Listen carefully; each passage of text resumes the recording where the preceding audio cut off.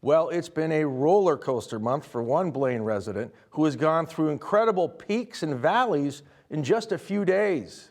However, through it all, he continues to give back. On November 8th, Dr. Al Garacki experienced political pain. I ran for city council and I got creamed. But Garacki's loss is the North Metro's gain, especially for those who struggle to put food on the table. And so it was like, you know what, it was pretty clear to me that, you know what, I just need to continue to lean into my strengths of feeding people. You know, we just felt that, you know, this was what we were called to do, was to feed people. And so Garacki quickly shrugged off the council defeat, and now, more than ever, is laser focused on making sure no one goes without food, water, and other basics. And that's really at the heart of what we do, is we fight food insecurity in the family. In 2010, Garacki started a Blaine food shelf called Hope for the Community. And we didn't know what we were doing back then, and we put food out in the snowbank to keep cold. And first week we helped 27 families in Blaine, and now 12 years later, last week we served 1,033 families, which is like 3,100 people in those families. From those humble beginnings 12 years ago, Garacki's vision has morphed into a food shelf empire.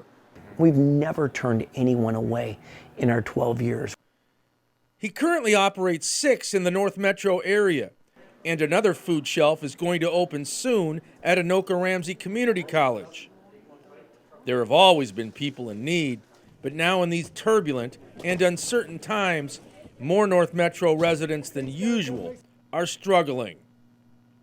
It's a complicated thing, food insecurity, and so sometimes people, nothing that they could control happened to them. They got hurt in a job, or they got displaced by a job, and all of a sudden they need help. And it's so that's why food shelf usage is up. And then other times, maybe they made a bad decision or whatever, but that's what we're here for. We're here to bring hope into their lives. One of the food shelves is located at Coon Rapids Middle School, which has a refrigerator, freezer, and plenty of nutritious food options. Absolutely. And I don't know how long it's going to take it to get to what we call normal. But I think that doing the little things that we can do here in our community is well worth it. Hope for the Community can be a bridge to those in need. People behind the scenes, they're the true heroes of what we have in our school and the benefit that we bring to our families. Right now, after 10 months of food shelf usage at Hope for the Community is up 45%. Okay, so last week, 1,033 families. 1 year ago, 560 families.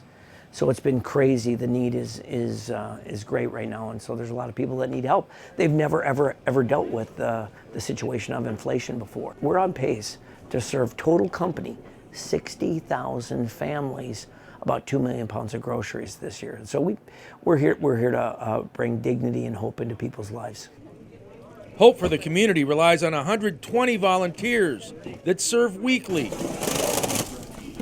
Without these food angels, some people would go hungry. I talked to my accountant, and he goes, you know, if you had to pay all these volunteers, Al, a year, it'd be $4 million. Can you imagine if we had to pay for the labor to do this? Well, then you're not really... Then we wouldn't be able to buy the food. The Blaine Food Shelf is one of the largest in Minnesota. There are 7 food banks in the state, and Hope for the Community partners with Second Harvest Heartland.